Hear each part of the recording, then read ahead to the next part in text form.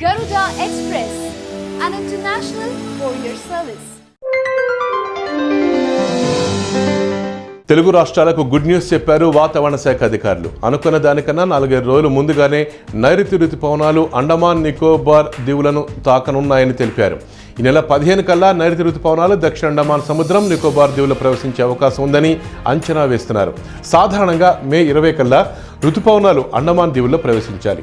ఒక్కొక్కసారి ముందుగా, మరోసారి సాధారణ తేదీలో వస్తుంటాయి. ప్రస్తుతం ఉన్న మోడల్స్ ప్రకారం రుతుపవనాల రాకపై భారత వాతావరణ శాఖ బులెటిన్ విడుదల చేసింది. అగ్నికార్తెలు ప్రారంభం కానున్న నేపథ్యంలో కృత్తిక కార్తెక్ గురువారం మొదలవుతుంది. కృత్తిక ప్రారంభంతోనే ఎండలు పెరిగి రోహిణి వచ్చేసరికి తీవ్ర వడగాల్పులు వస్తాయి. అగ్నికార్తెలు ప్రారంభమవుతున్న నేపథ్యంలో రాష్ట్రంలో మరోసారి ఎండ తీవ్రత పెరిగే వడగాడుపులు వీచే అవకాశం ఉందని రాష్ట్ర ప్రభుత్వాన్ని ఇస్రో హెచ్చరించింది.